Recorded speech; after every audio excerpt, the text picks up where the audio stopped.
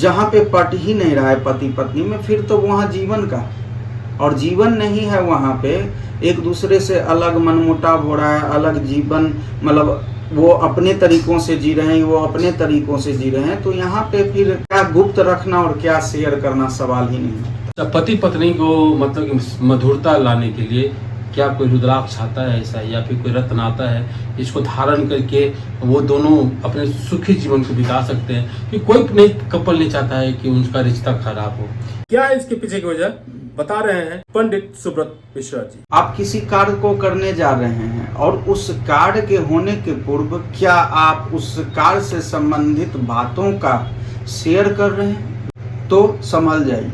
और केतु के एक्टिवेट होने से आपके उस कार्य में हो सकता है कि विघ्न उत्पन्न। इसलिए आप किसी भी कार्य को अगर करने जा रहे हैं तो उस कार्य से संबंधित किसी भी बातों का शेयर कोशिश करिए कि उसे गुप्त रखें। लेकिन एक समस्या है इसमें जो घर में कला का वातावरण पैदा कर सकता है। मान ले कि अगर कोई लड़का या लड़की शादीशुदा नहीं है तब तो कोई बात नहीं है, मामला माता पिता तक है। लेकिन जैसे ही दोनों शादीशुदा होते हैं और कोई भी काम गुप्त रूप से दोनों करते हैं अपने अपने लक्ष्य को भेदने के लिए, तो इसमें अब दोनों में पारिवारिक कलह शुरू हो जाएगी। तुमने नहीं बताया, तुमने नहीं बताया, आपने नहीं बताया, तुमने नहीं बताया, इस तरह का वातावरण हो जाएगा। तो ऐसी स्थिति में लक्ष्य प्रिय होगा या फिर पत्नी या पति को बताना ये होगा? देखिए, पति पत्नी का संबंध अलग है।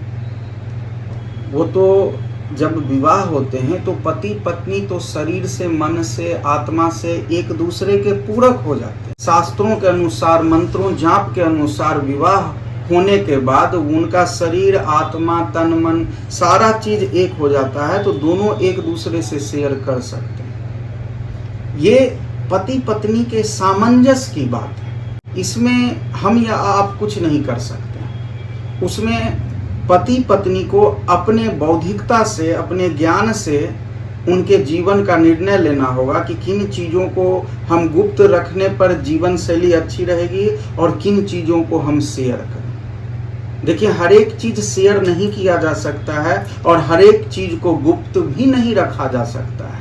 तो ये निर्णय आदमियों पर डिपेंड करता है। थोड़ा सा सोचेंगे, उस पे मंथन करेंगे और तब कौन सी बातों को शेयर करने पर लाभ है जीवन में और किस बातों को गुप्त रखने में जीवन में इसका लाभ है, तो ये खुद डिसीजन लेना होगा। डिसीजन तभी लेंगे ना जब दोनों का मत एक हो। कहीं मतभेद रहा, मन भेद रहा। हाँ, एक के पास सामाजिक बंधन में सिर्फ दोनों बंधे हुए हैं या पारिवारिक बच्चों के प्रेशर में बंधे हुए हैं कि भाई मन नहीं मिल रहा है फिर भी रिश्ता निभा रहे हैं। ऐसी स्थिति में क्या होगा? देखिए, इस स्थिति में क्या होगा, जो जब वहाँ पे संबंध खराब हो रहे हैं तो आपके हर एक क्रियाकलाप खराब ही लगे। तो ये यहाँ पे इन चीज को आप नहीं कर सकते हैं। वो मैटर अलग हो गया, वैवाहिक जीवन अलग हो गया। जहाँ पे पट ही नहीं रहा है पति पत्नी में, फिर तो वहाँ जीवन का और जीवन नहीं है। वहाँ पे एक दूसरे से अलग मनमुटाव हो रहा है, अलग जीवन, मतलब वो अपने तरीकों से जी रहे हैं, वो अपने तरीकों से जी रहे हैं। तो यहाँ पे फिर क्या गुप्त रखना और क्या शेयर करना सवाल ही नहीं। तो ऐसे में क्या किया जाए? दोनों पति पत्नी में मनभेद रहे, मतभेद खत्म हो जाए, मनभेद खत्म हो जाए और दोनों तरक्की का एक ही सुर में चले। ऐसा कुछ करने के लिए कुछ है, कुछ पहनने के लिए कुछ मंत्र जाप है, वैसा कुछ? देखिए, पति पत्नी के विवाह यानी एक पति पत्नी का जो संबंध होता है वो संबंध किस तरह हो। देखिए, शुरुआत में ठीक हो, बाद में खराब चल रहे हो, या शुरुआत में खराब थे अभी सही चल रहे हो, तो इस स्थिति में कहीं ना कहीं पति पत्नी के कुंडली में किसी न किसी ग्रह से दूषित वैवाहिक जो भाव होते हैं, सप्तम भाव या उसके स्वामी कहीं ना कहीं दूषित हो जाते हैं। या ग्रह गोचर की समय अवधि या दशा अंतरदशा की समय अवधि जब आती है तो वो ग्रह जब एक्टिवेट होते हैं और वो उस भाव से रिलेटेड होते हैं वैवाहिक क्षेत्र, तो उस समय वो इन सब चीज़ों को करते हैं। तो इसमें भी मनुष्य को यानी जो पति पत्नी है उनको विवेक से कार्य लेने चाहिए। उस स्थिति में आप बहुत ऐसे कार्य को गुप्त रखें जब वो शेयर हो जाए। जब वो कार्य संपन्न हो जाए, सफल हो जाए, तब तो दुनिया जान जाएगी। हाँ। इसीलिए बहुत चीजें हैं, चाणक्य भी कहते हैं कि जरूरी नहीं है कि पति पत्नी भी हर एक चीजों को मतलब शेयर करें। देखिए जो हित के लिए दोनों उन दोनों के लिए या परिवार के लिए अगर हितार्थ है, हित के अर्थ में है और वो गुप्त रहने में ज्यादा भलाई है तो उसे गुप्त रखिए, शेयर तत्काल नहीं करिए।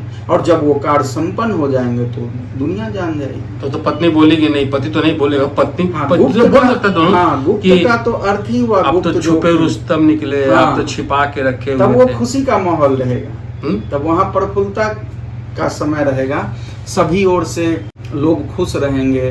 तो वो जो जीवन है वो आनंदमय मधुर जीवन है। मधुर रहेगा। यानी कहने का मतलब है कि जब तक आप अपने लक्ष्य को भेद न दे, हाँ, तब तक आप उसे गुप्त रखें। हाँ, हाँ? ये टॉपिक यही है। देखिए पति पत्नी का संबंध तो ईश्वर का देन है, ये तो बहुत पवित्र रिश्ता है। हम उन लोगों से कह रहे हैं जो अगल बगल के आपके पड़ोसी हों, आपके मित्र हों, क्योंकि होता क्या है आज के युग में कि ऊपर से कुछ और दिख रहे हैं, लेकिन हो सकता है कि 100 में से कम उसमें 10 तो ऐसा है जो आपके तरक्की से जल रहे हैं, आपके विकास से जल रहे हैं। तो उनके नकारात्मक ऊर्जा तो आप पर प्रभाव डालेंगे, इसलिए गुप्त रखें और कार्य होगा तो होगा, दुनिया जानेगी। अच्छा, पति पत्नी को मतलब कि मधुरता लाने के लिए क्या कोई रुद्राक्ष आता है ऐसा, या फिर कोई रत्न आता है इसको धारण करके वो दोनों अपने सुखी जीवन को बिता सकते हैं? कि कोई नहीं, कपल नहीं चाहता है कि उनका रिश्ता खराब हो। देखिए हम अगर इसमें बात करें, अगर हम ज्योतिष शास्त्र में बात करें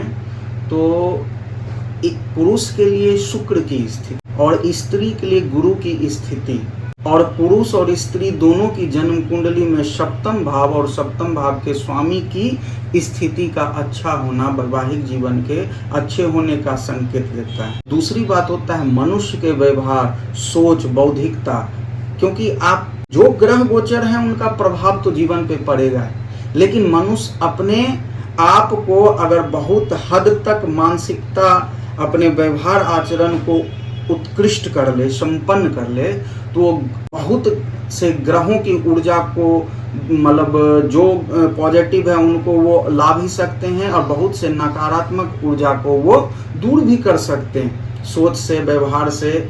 इसके अलावे अगर ज्योतिष शास्त्र को पकड़ें तो हमने बताया कि एक औरत के लिए, एक नारी के लिए, स्त्री के लिए देवगुरु बृहस्पति और मंगल, और एक पुरुष के लिए शुक्र, अगर ये शुभ स्थिति में हो तो वैवाहिक जीवन अच्छे होते हैं। नहीं तो अगर ऐसा चल रहा है तो उस स्थिति में जो स्त्री हैं वो देवगुरु बृहस्पति और मंगल से संबंधित चीजों का उपचार करें, यानी मंत्र जपे, दान करें या रत्न पहने, और जो पुरुष हैं वो शुक्र से संबंधित चीजों का उपचार करें।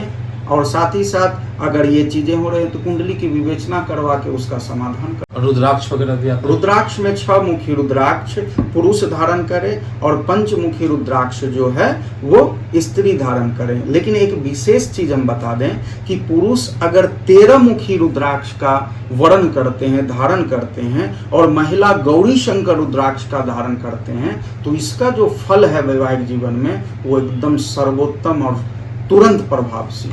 महिला गौरी शंकर प्लस पंचमुखी। हाँ, रुद्राक्ष में महिला पुरुष की कोई कंडीशन नहीं है, लेकिन अगर गौरी शंकर रुद्राक्ष अगर एक महिला धारण करे, गौरी शंकर में भी 11 मुख वाले गौरी शंकर, 9 मुख वाले, 10 मुख वाले आते हैं, तो 10 मुख वाले गौरी शंकर अगर उपलब्ध हो जाए तो वो सर्वोत्तम होता है वैवाहिक जीवन के। और पुरुष के लिए 13 मुखी रुद्राक्ष सर्वोत्तम माना 13 और 6। हाँ, 13 और 6। चलिए बाबा, आपने बहुत ही बढ़िया उपाय बताया है केतु से निपटने का। और लोग अगर अपने लक्ष्य को भेजना चाहते हैं तो गुप्त रखें। सही बात है, गुप्त रखना भी चाहिए। आपने हमें समय दिया उसके लिए आभार, धन्यवाद। हर हर महादेव। उम्मीद है आपको ये वीडियो अच्छा लगा होगा। अच्छा लगा हो तो लाइक कीजिए। लेकिन हाँ, अगर आप जो ज्योतिर्विद हैं, जो एस्ट्रोलॉजर हैं, उनसे मिलना चाहते हैं तो नीचे डिस्क्रिप्शन बॉक्स में एड्रेस दिया हुआ है, लोकेशन दिया हुआ है, नंबर दिया हुआ है। आप आकर के संपर्क कर सकते हैं या फिर उस नंबर पे व्हाट्सएप करके या कॉल करके संपर्क कर सकते हैं। अगर आप दूर बैठे हैं तो भी कोई दिक्कत नहीं है, आप ऑनलाइन भी आप इनसे मिल सकते हैं, बात कर सकते हैं, अपनी समस्या का समाधान कर सकते हैं। और बाबा ने जो बताया है वो आप उसे अमल कीजिए। अगर आप कोई लक्ष्य को भेदना चाहते हैं तो अपने लक्ष्य को तब तक न बताएं जब तक आप सफल ना हो जाएं। और अगर आप अपने वैवाहिक जीवन को सुदृढ़ करना चाहते हैं, मजबूत करना चाहते हैं और उसमें कोई विघ्न नहीं पाना चाहते हैं तो आप जो रुद्राक्ष है उस रुद्राक्ष को धारण कीजिए। उम्मीद है आपको ये वीडियो अच्छा लगा होगा। अच्छा लगा हो तो लाइक कीजिए, शेयर कीजिए, सब्सक्राइब कीजिए हमारे चैनल को। हम फिर मिलेंगे किसी और नए टॉपिक के साथ। जय भारत, जय बिहार, जय हिंद।